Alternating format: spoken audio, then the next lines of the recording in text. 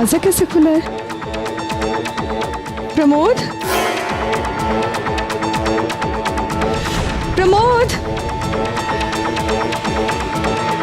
प्रमोद, कहाँ जा रहे हो तुम?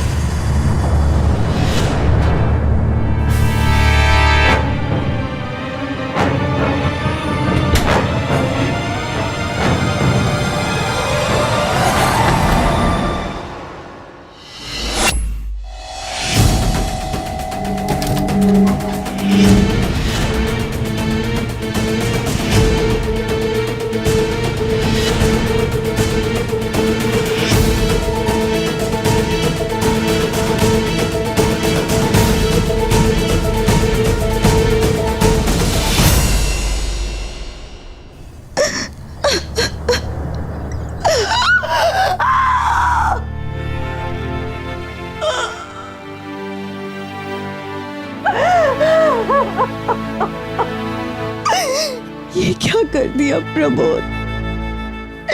मेरे घर के बचाए हुए डिपॉजिट के पैसे एक एक कौड़ी तक नहीं छोड़ी तुमने प्रभु। सेब और मेरे सपने। तुम्हारे साथ शादी करते वक्त मैंने ऐसी जिंदगी नहीं सोची थी प्रभु, मैंने ऐसी जिंदगी नहीं सोची थी।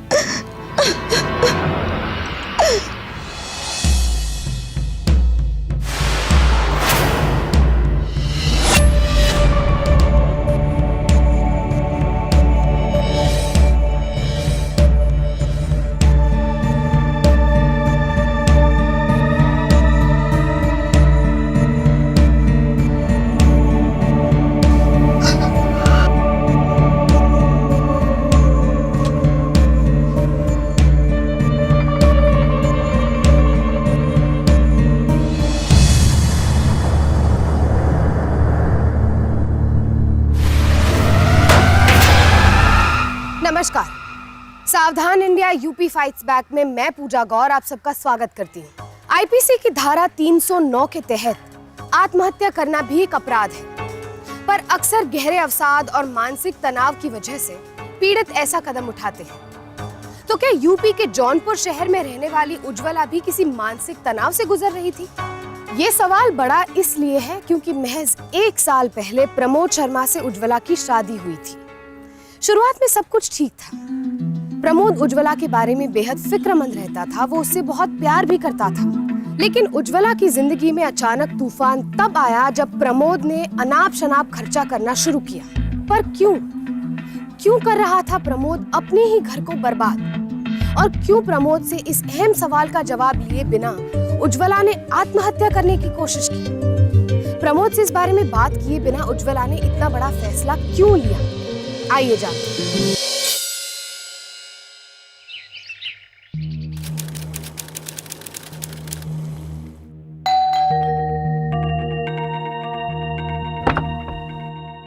प्रणाम। प्रणाम। वो पड़ोस वाली प्रिया मैडम ने हमको भेजा है, बोली थी या मालिश वाली की जरूरत है। हाँ हाँ, अंदर आओ। कहाँ काम किया है तुमने? कब से कर रही हो? अरे दीदी, ये काम तो हम बचपन से करत आए हैं। खाली आप ही के लिए कि भैया जी के लिए भी? अरे पहले ये तो बताओ कि पैसे कितना लोगी? एक जन के लिए 300 रुपए, पर अगर एक ही घर में 2 लोगों की करेगा पड़ी तो ओह के लिए 500।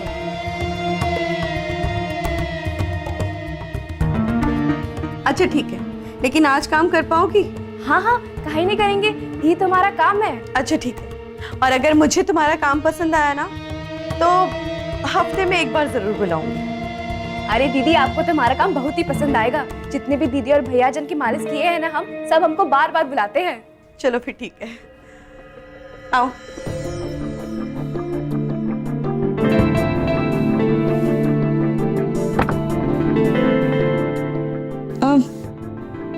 बैठो।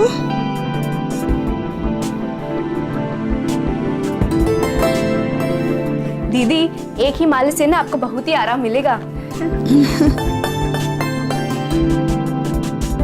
अरे वाह, बड़ी अच्छी खुशबू आ रही है इसमें से तो। कौन सा तेल है ये? अरे दीदी, ये सारी जड़ी बूटी डाल के ना हम खुद ही तेल बनाए हैं। वो का है, साल में एक बार हम गांव में जाते हैं, तब ही ये सारी फल फूल जड़ी बूटी हम लेकर आते हैं। बार बार तो हम गांव में ना जा सकते हैं ना, इसलिए ये मालिश की कला ना हमारे पिताजी सिखाए रहे हैं हमें। दीदी, चादर तो खराब हो जाएगा, कौन चटाई है का? वो चटाई।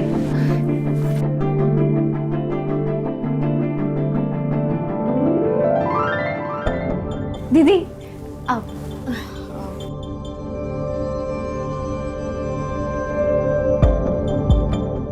दीदी तनिक पीठ के बल लेट जाओ।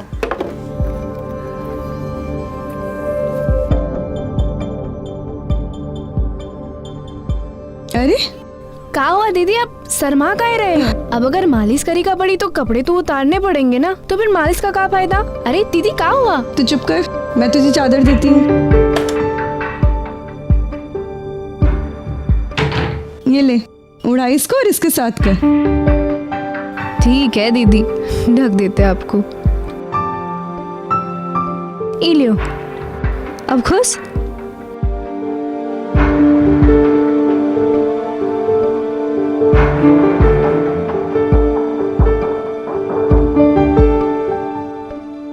तुमने बताया नहीं कौन सी जड़ी बूटी डालती हो तुम अपने इस तेल में? दीदी, तरह तरह के लोगन की ना तरह तरह की जरूरत होती है। अब उनकी जरूरत के हिसाब से हम अलग अलग तेल अपने झोले में रखते हैं। हम आपको एक बात बताएं, अगर हम आपको अपना वो क्या कहते हैं, सिगरेट। सिगरेट। हाँ वही सिगरेट। अगर हम आपको अपना सिगरेट बता दे तो आप हमको थोड़ी ना बुलाएंगी, खुद ही ना करेंगी, है ना? बड़ी समझदार है तू, हाँ, और बड़ी सयानी भी। लोगन कहते कि हमरे हाथ में ना जादू है। अच्छा,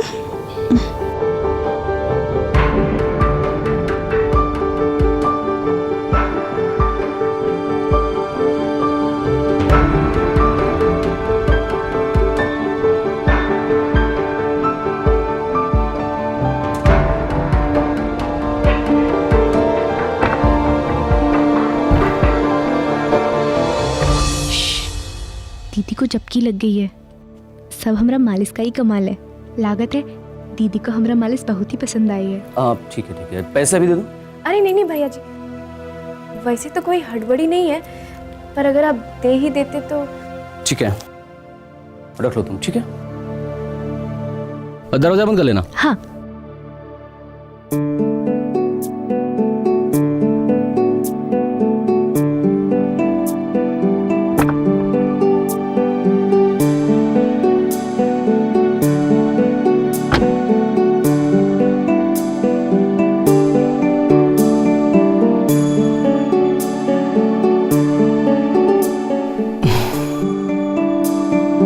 लगता है मालिश का असर अब तक है।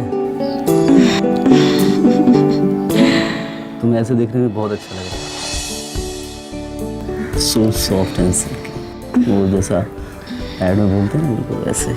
बहुत रिलैक्स फील हो रहा है प्रमोद। तुम्हें पता है तुम्हें भी मालिश करानी चाहिए। और उससे तुम्हारे जो कंधों का दर्द है ना, फट से गायब हो जाएगा। नहीं जी, मुझे नहीं करानी मालिश वालिश। तुम्हें मुबारक हुई मालिश। पर तुमने तो कहा था कि हम शादी करने के बाद जो भी करेंगे एक साथ करेंगे। कहा था। तो चलो एक काम करते हैं, कल से तुम मेरे साथ जिम चलो। जिम? अब अच्छा ठीक है, मैं तुम्हारे साथ जिम चलूंगी, लेकिन तुम्हें भी मालिश करानी पड़ेगी। मैडम, प्रमोद शर्मा आपके झांसे में आने वाला नहीं है। अच्छा तो फिर कैसे आता है झांसे में? बताऊं? बताऊं? एक खुशहाल परिवार जिस पर दुख या रंज की कोई छाया भी नहीं थी, जहां प्रमोद एक घर लेने के बारे में सोच रहा था और उज्ज्वला भविष्य में अपने परिवार को आगे बढ़ाने का सोच रही थी। दोनों की नजर में उनका भविष्य बहुत ही सुंदर था, पर प्रमोद और उज्ज्वला ये नहीं जानते थे कि भविष्य अपनी कोख में कुछ ऐसा छुपाए बैठा है जो कि उनके आने वाले जीवन की हर खुशी को निगल जाने वाला था।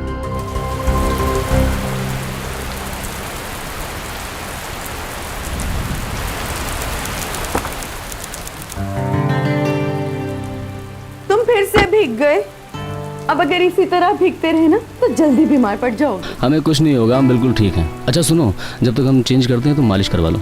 अब नहीं, हम पहले आपके लिए चाय बनाते हैं। आप बैठो। अरे भैया जी, अगर आप मालिश कराएंगे ना तो सर्दी जुकाम खांसी सब छू मंतर हुई जाए। हाँ कल्पना, बात तो तुम ठीक कह रही हो, लेकिन इनकी मालिश के लिए टाइम है तुम्हारे पास? हाँ हाँ, अरे उज्ज्वला छोड़ो ना मालिश वालिश।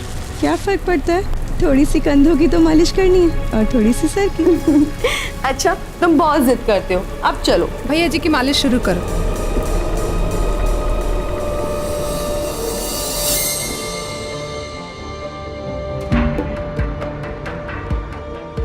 अरे भैया जी, आप ही कमीज उतार दो ना।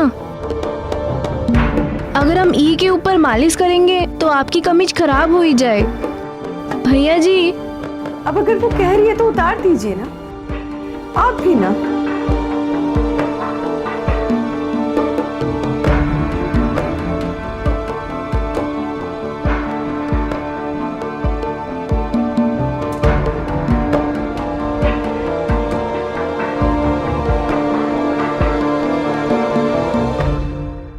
अरे भैया जी आप क्या कर रहे हैं? अगर आप ऐसा नहीं सिल के तय बैठे रहेंगे तो हमसे कुछ ना हो पाएगा।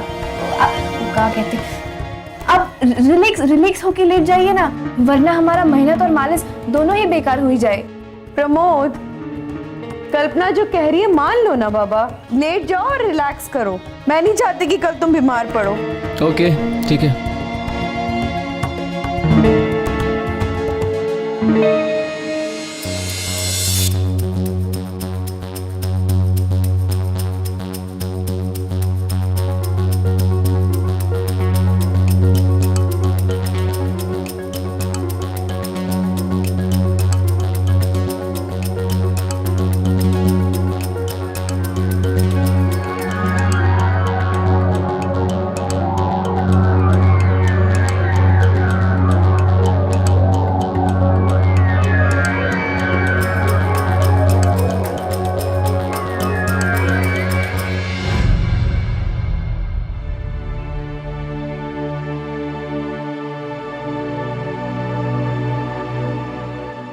प्रमोद,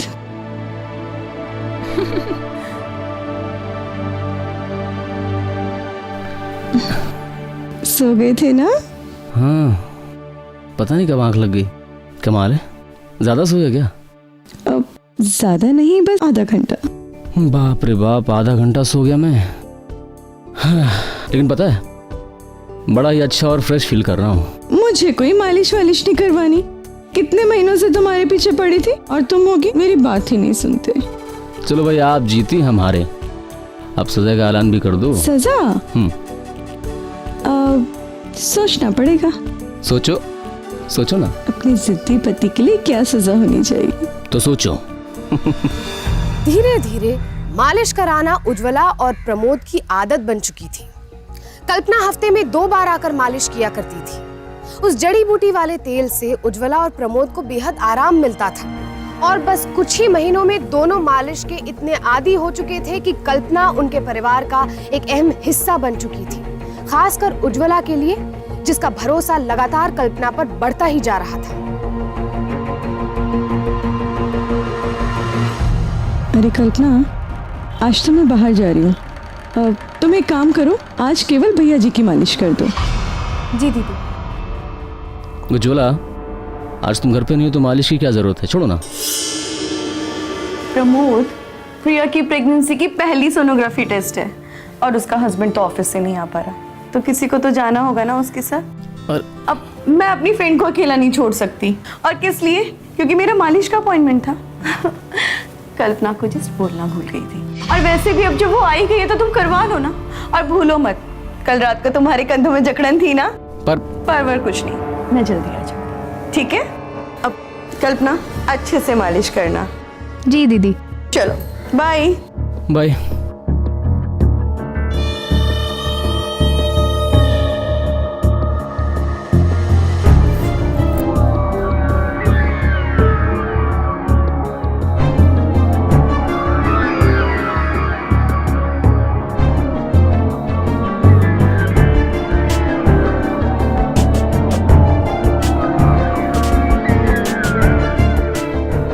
भैया जी एकदम पेसल तेल है, मिनटों में असर करेगा।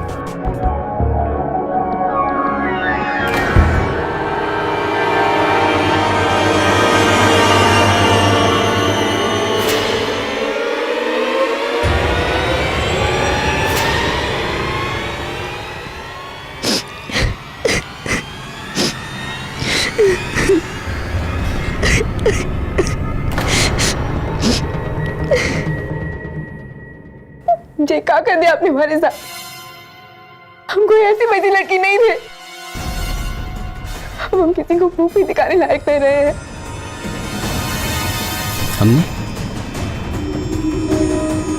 हमने क्या किया? हम मेरे लिए चुप रहे क्योंकि आस पड़ोस के लोग वापस आ जाएंगे, इसलिए हम चीखे चिल्लाए नहीं। हमने आपकी इज्जत के बारे में सोचा, पर हमारी इज्जत का कहा? हम छोटे लोग हैं इसलिए हमारी कोई इज्जत नहीं होती का? आपको तो बीवी है ना, फिर भी आपने हमारे साथ ऐसा पाप कैसे किया?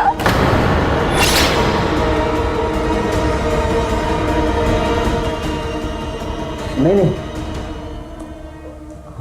हमने नहीं किया। हम ऐसा नहीं कर सकते। आपने किया, आपने अपना जुर्म किया है। नहीं कल्पना, हम ऐसा नहीं कर सकते। और मर्द ऐसा ही बोलता है, इल्जाम औरत पे डाल देता है। आपने हमारे साथ ऐसा किया है। देखो हम ऐसे वैसे आदमी नहीं हैं, लेकिन अगर ऐसा कुछ हुआ है ना तो हम उसके लिए बहुत शर्मिंदा हैं। प्रमोद,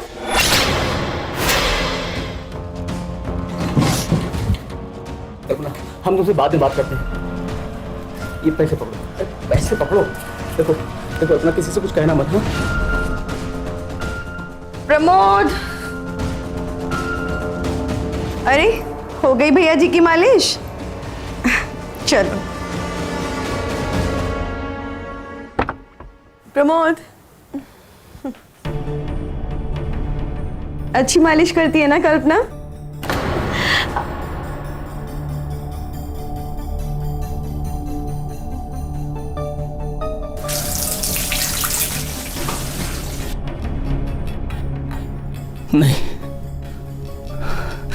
नहीं, हम ऐसी गलती कर ही नहीं सकते। नहीं,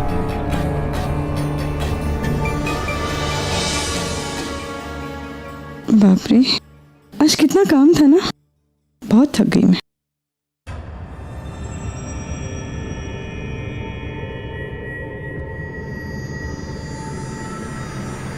क्या हुआ तुम्हें? कुछ नहीं। क्या हुआ?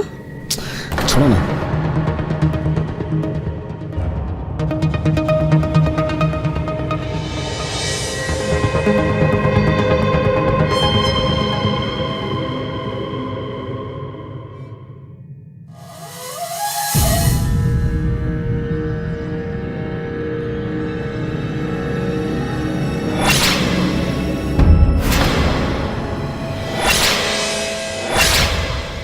हे भगवान, क्या हो गया हमसे?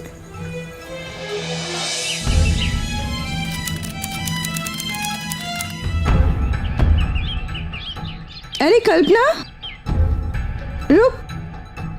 प्रणाम दीदी। क्या हो गया तुझे? आजकल घर क्यों नहीं आती? कितने फोन किए मैंने इसे, मेरा एक फोन भी नहीं उठाती। तेरी तबीयत वगैरह सब ठीक है?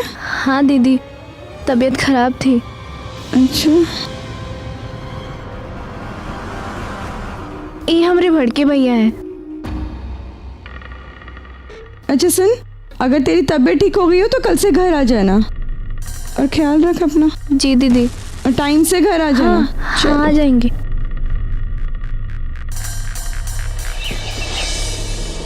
ये उज्ज्वला का मोबाइल कहाँ है?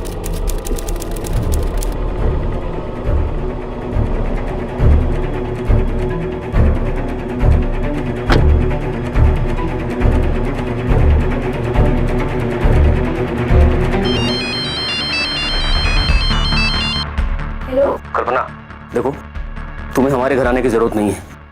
हमें कोई मालिश वाली जरूरत नहीं है। पर दीदी बोली थी कि मैंने कहा ना, जरूरत नहीं है। का भैया जी, हमारी इज्जत के साथ खेलना का कम था का कि अब हमारे पेट पर भी लात मारना चाहत हो? और वो दिन हमने अपने भैया को भी रोक दिया ना आपसे झगड़ा करने से। किसी को बताया भी नहीं कि वो दिन क्या हुआ था। अब और क्या करें हम आपके लिए? तुम्हें पैसे चाहिए ना, हम पैसे दे रहे हैं, लेकिन बस तुम प्लीज यहाँ मत आना। भैया जी, हेलो।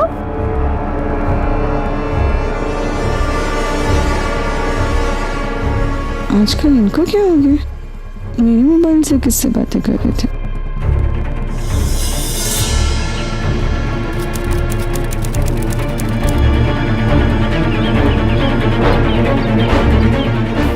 प्रणाम।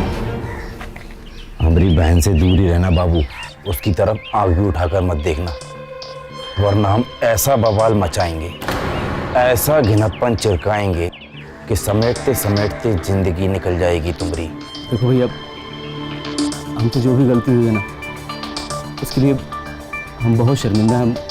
हम माफ़ी मांगते हैं आपसे। हम उसका खामियाजा भुगतने के लिए तैयार हैं। ये चलो। कल्पना, प्लीज हमारे घर मत आना आप। भैया जी, हमका गलत मत समझिए। हाँ, वो कहा है ना, वो दिन हम बहुत ही परेशान थे, इसलिए हमने भैया को सबे बता दिया, वरना हमको तो फूटी कौड़ी भी नहीं चाहिए। भैया ही हमको मजबूर कर रहे। वो तो पुलिस में जा रहे थे, हमने ही मना कर दिया।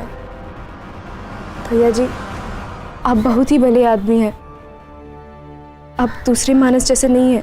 चलते हैं।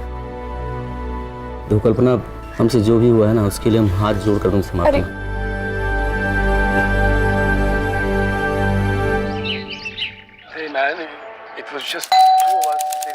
अरे तुम बैठो, मैं ही देखती हूँ।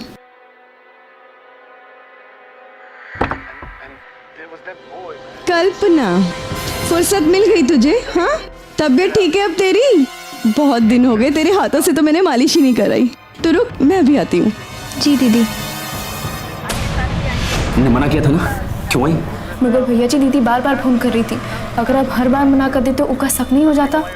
फोन उठाने की जरूरत क्या थी? भैया जी, आप हमसे ऐसा कैसे बात कर रहे हैं जैसे कि हम कोई अछूत हो?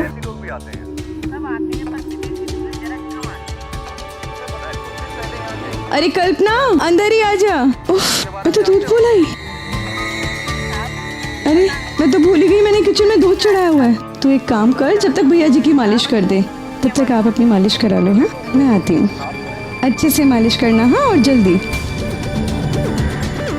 करा लीजिए भैया जी, वरना खामका दीदी को शक हो जाएगा। हमको नहीं करानी मालिश वालिश।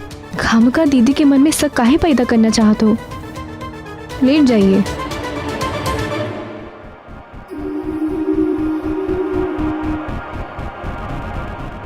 भैया जी, आपको हमसे घिन आने लगी है? नहीं, ऐसी कोई बात नहीं। तो फिर हमका ऐसा क्या लग रहा है कि आप हमसे नफरत करत है?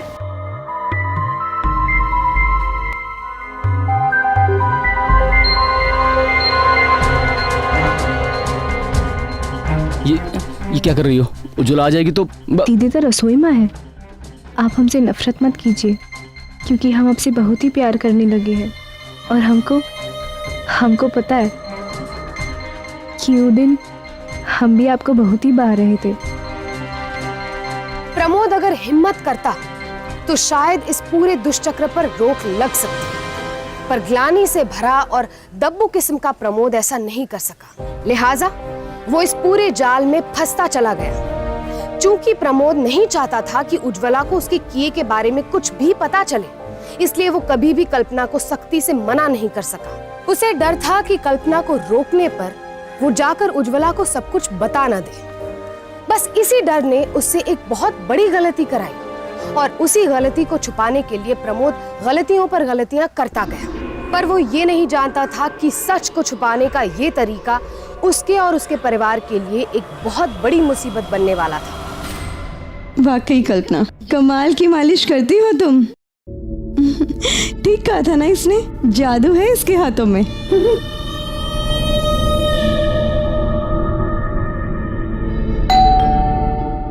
मैं देख कर आती हूँ।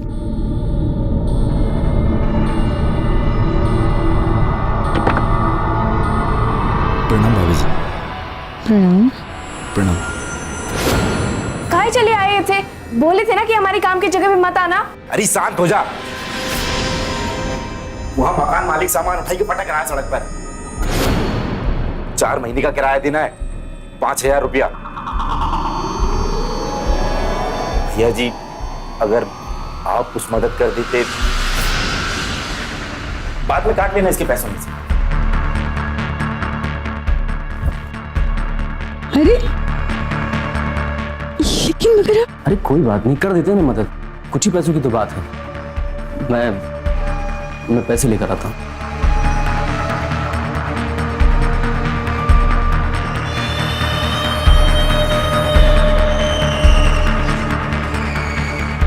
ये लो। धन्यवाद भैया जी।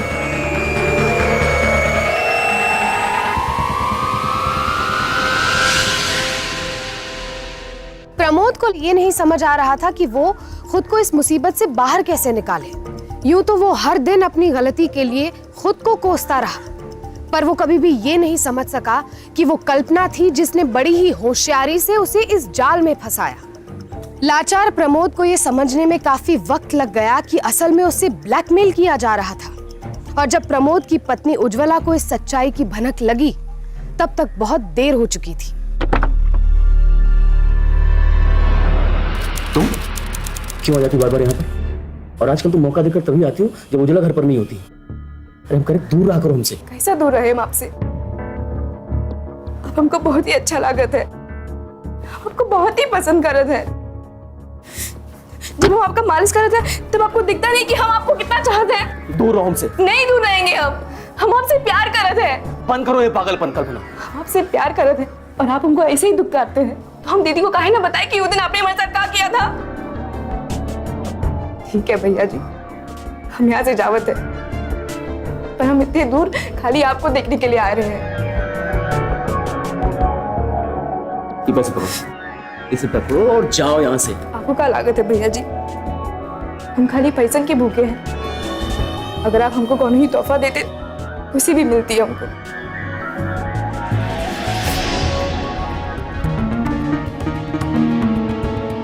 कितनी खूबसूरत साड़ी, ये साड़ी हम रख ले का? मिल गया तोहफा तुम्हें, अब जाओ।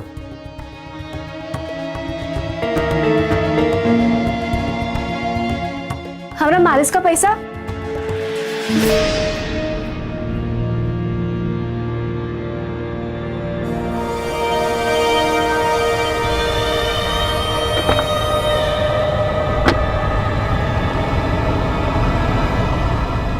प्रणाम दीदी।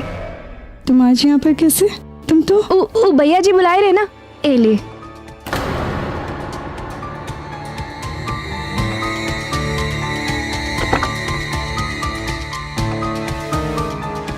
आज तुमने कल्पना को क्यों बुलाया? हमने नहीं तो हमको लगा कि तुमने बुलाया। नहीं, हमने नहीं बुलाया।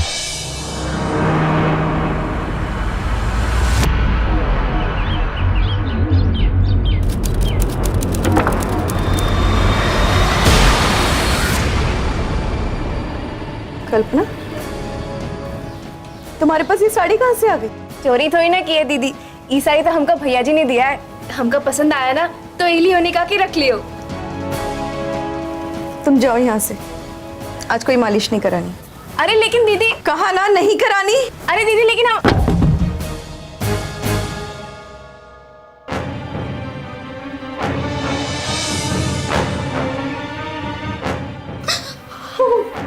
तुम आज यहाँ पर कैसे?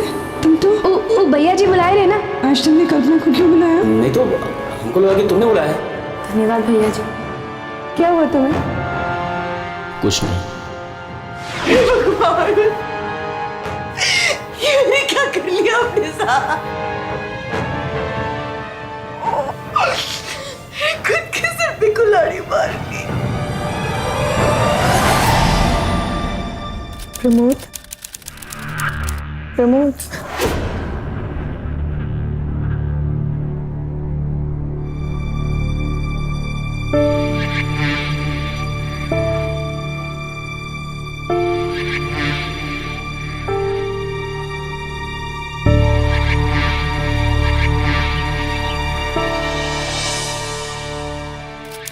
हम तुम्हें और पैसा नहीं दे सकते। तुमने समझ कर रखा है हमको। भैया जी, दीदी पर हमका घर में नहीं आने देती है। हमारे पास तो पैसा भी नहीं है। अब ये हालत में हम कब तक काम करेंगे? क्या हुआ तुम्हें? अच्छी खासी तो हो। और अच्छी खासी रहे, इसी में तुम्हारी भलाई है। तुम्हारा बच्चा ये घूम रही है पेट में। क्या? हमारा बच्चा?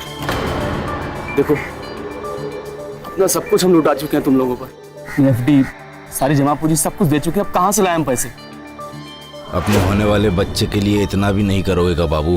पैसा तो तुम्हें लाना ही पड़ेगा, वरना हम सबको, मतलब तुम्हारी धर्मपत्नी को, पुलिस वालों को, सबको बता देंगे कि तुम मालिश के बहाने हमारी बहनिया के साथ काकुकर्म किए हो।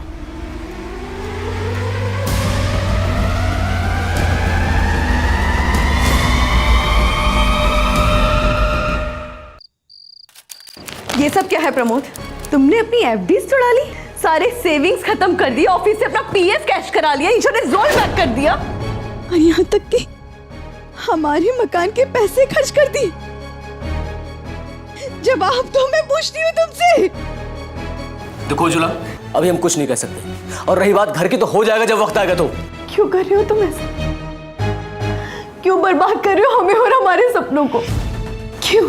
बोलो। कुछ नहीं बोलना हमें। क्या बोले हम?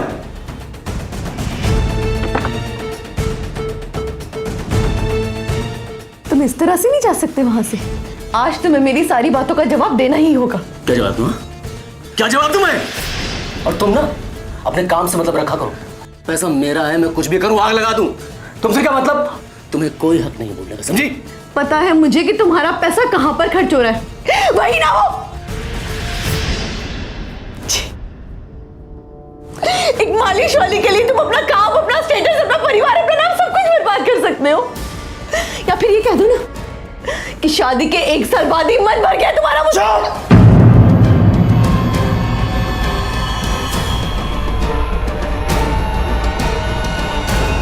प्रमोद को पूरी तरह से खाली कर देने के बावजूद कल्पना और मुन्ना की मांगे खत्म होने का नाम ही नहीं ले रही थी। और एक दिन जब प्रमोद ने और पैसे देने से मना किया तो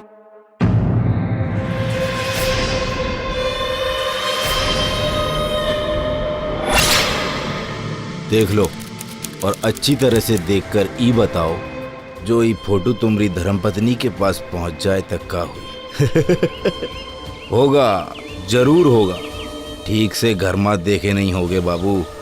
जाओ और अच्छे से ढूंढो। कुछ तो ऐसा होगा जिसे बेचकर तुम पैसा ला सको और ये फोटो खरीद सको। तो ये सब तेरी चाल थी ना? तुम दोनों ने मिलकर हमको फंसाया। छोड़ेंगे नहीं हम तुम्हें। छोड़ना भी मत बाबू, वरना हम तो भूखे मर जाएंगे। हमारी बात मानने के अलावा तुम्हारे पास और कोई रास्ता नहीं। कॉलर छोड़ो, वरना इन कलम चलाने वाले हाथन में मोच आ जाए। अच्छे बच्चे की तरह घर जाओ और पैसा लेकर, वरना अगली बार ये फोटो दिखेगी नहीं, छपेगी।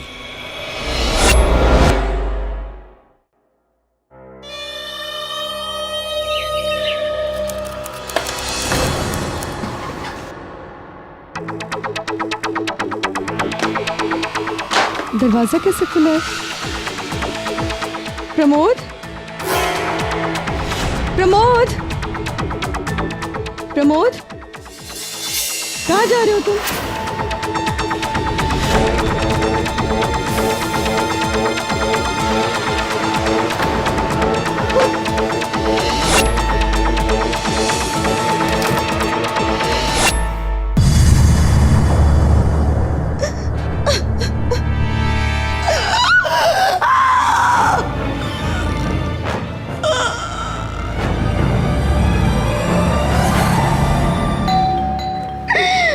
जिंदगी नहीं सोची थी।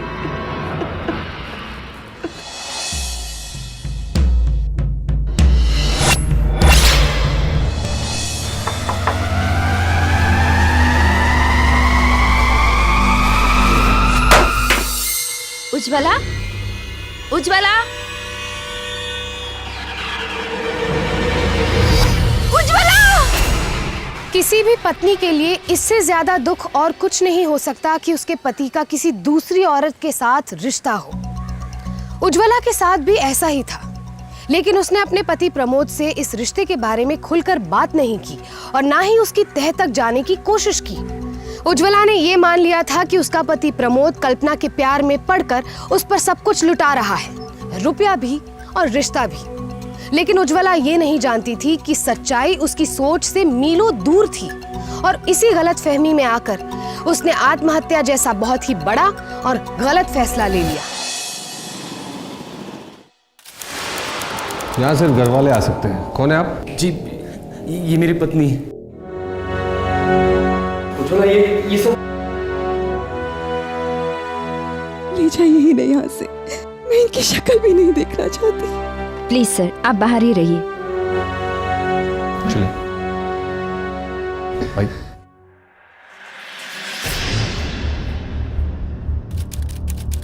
तुम्हारी पत्नी के बयान के मुताबिक तुम्हारी एक रखेल है और जिसके पीछे तुमने अपना घर का सारा गहना, रुपया, पैसा सब लुटा दिया। इससे तुम्हारी पत्नी को इतनी मानसिक परेशानी हुई कि उन्होंने आत्महत्या जैसा कदम उठाने की सोची। इसके पीछे तुम और सिर्फ तुम हो। हाँ इंस्पेक्टर साहब, हम मानते हैं कि हमसे एक भूल हो गई। हमने एक ऐसी गलती की कि ना हम उसे अपनी पत्नी को बता सकते थे, ना अपनी फैमिली को, और ना ही अपने किसी दोस्त को। किसी को नहीं बता सकते थे। चुप! डकैती बंद करो। अपनी पत्नी के रहते हुए दूसरी औरत से संबंध रखते हो। तुम्हारी इन्हीं हरकतों की वजह से तुम्हारी पत्नी ने यह कदम उठाया है। अब तुम इस बात से तो इनकार नहीं कर सकते ना? नहीं इंस्पेक्टर साहब, हम कहाँ किसी बात से इनकार कर। ये जो अपना सब कुछ लुटा के हम आपके सामने बैठे हैं ना, इसके पीछे सिर्फ एक वजह है, और वो है कल्पना।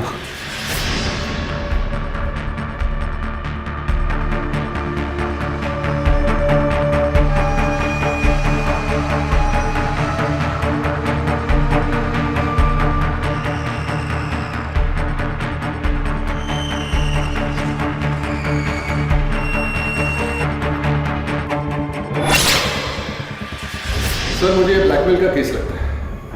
एक बात बताओ, तुम हमारे पास पहले क्यों नहीं आए? यही तो हमसे सबसे बड़ी गलती हुई। जब उसके भाई ने हमको बताया कि वो प्रेग्नेंट हो गई और अब एबॉर्शन का भी कोई चांस नहीं है, तो अपने ऊपर इतनी घृणा हुई, इतनी शर्म आई अपने आप पे कि हमने बस उसी के पश्चाताप करने के लिए उसको पैसा देना शुरू कर दिया।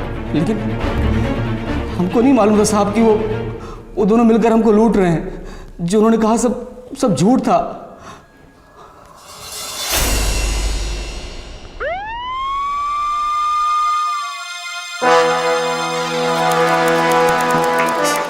अरे साहब, खलासी लो सारे घर की।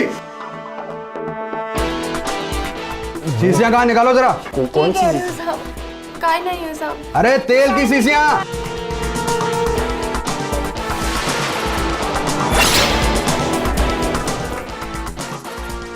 क्या हुआ, मिला कुछ? हाँ सर, ये लीजिए। लैब भेजो ना टेस्टिंग के लिए। चलो ऑफिसर साहब।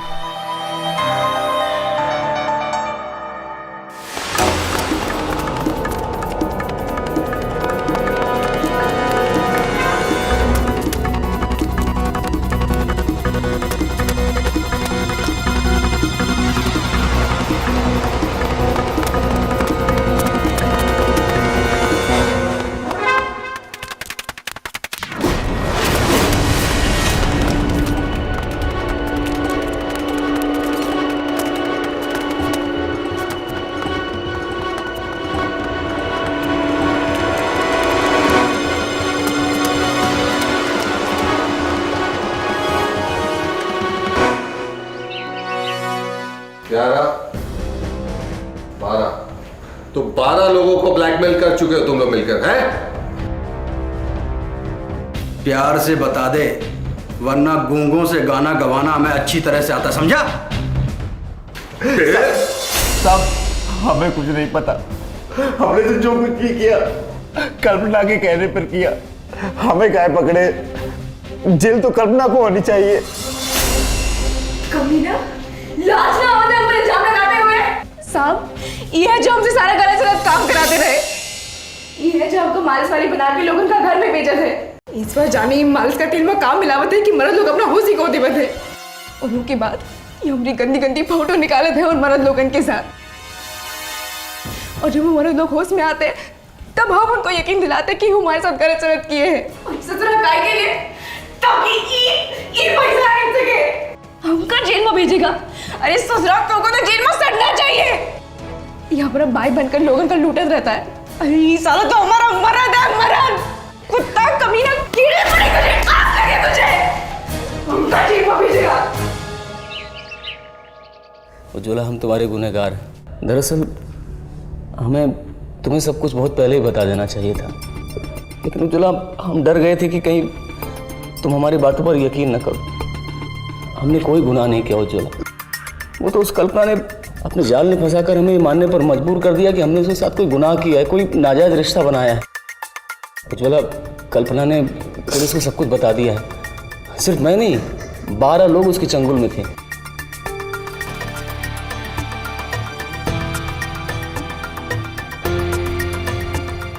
चलो, हमारी वजह से तुम पर जो बीती है ना, हम जानते हैं कि हम माफी के लायक नहीं है, लेकिन क्या तुम हमको माफ कर सकोगे?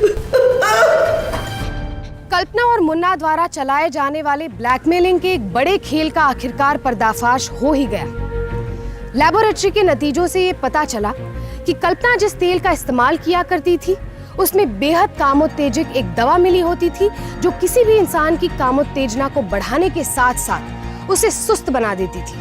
कल्पना के लिए उस तेल का इस्तेमाल करके किसी भी पुरुष को अपने वश में करना बेहद आसान था और उसके बाद कल्पना और मुन्ना उस इंसान को ब्लैकमेल किया करते थे। ब्लैकमेलिंग के शातिर और खतरनाक जाल में फंसकर प्रमोद ने बहुत कुछ लुटा दिया, पर अच्छी बात यह थी कि अब आरोपी कानून की गिरफ्त में थे और प्रमोद उनके चंगुल से आजाद। यदि प्रमोद ने थोड़ी सी हिम्मत करके उसी वक्त पुलिस को इत्तला किया होता जब कल्पना ने उससे जबरन पैसों की मांग बस शुरू की थी, तो शायद आज उसे और उसकी पत्नी उज्ज्वला को इतनी बड़ी मुसीबत और तकलीफों से नहीं गुजरना पड़ता। याद रखिए, अगर आप भी ऐसी ही किसी स्थिति से गुजर रहे हैं जहां कोई आपको धमकी दे या फिर कोई आपको ब्लैकमेल करे, तो बिना समय गवाए तुरंत पुलिस को बताएं, क्योंकि ऐसे मामलों में गुपचुप निपटारा शायद आपको किसी बड़ी मुसीबत के मुहाने पर लाकर खड़ा कर सकता है। और हाँ, आवेश या गुस्से में आकर उठाया गया कोई भी कदम सिवाय अफसोस के और कुछ नहीं देता। इसलिए किसी भी रिश्ते में पैदा हुए शक को बातचीत के जरिए सुलझाना बेहतर है। कम से कम इसमें सच तो सामने होगा। लेकिन अफसोस कि उज्ज्वला ने ऐसा नहीं किया। एक और बड़ी गलती की थी उज्ज्वला ने। कल्पना पर उसका यूं भरोसा करना किसी जुर्म को बुलावा देने से कम नहीं था। किसी पर भी भरोसा करने का मतलब आंख बंद कर लेना नहीं होता। जरूरत से ज्यादा भरोसा इंसान को लापरवाह बना देता है और इसी लापरवाही का फायदा उठाते हैं अपराधी। कल्पना और मुन्ना को आईपीसी की धारा 383 यानी कि जबरन वसूल, धारा 292A यानी कि ब्लैकमेलिंग, धारा 420 यानी कि धोखाधड़ी और धारा 306 यानी कि सुसाइड करने पर मजबूर करने के लिए दोषी पाया गया। कल्पना और मुन्ना का केस कोर्ट में अभी भी चल रहा है और हमें पूरी उम्मीद है कि भारतीय कानून के तहत उन्हें कड़ी से कड़ी सजा दी जाएगी। अब मुझे इजाजत दीजिए, फिर होगी मुलाकात जुर्म से जंग की ऐसी ही सच्ची घटना के साथ। तब तक सावधान इंडिया, यूपी फाइट्स बैक। जुर्म से जंग जारी है, अब यूपी की बारी है। तो सावधान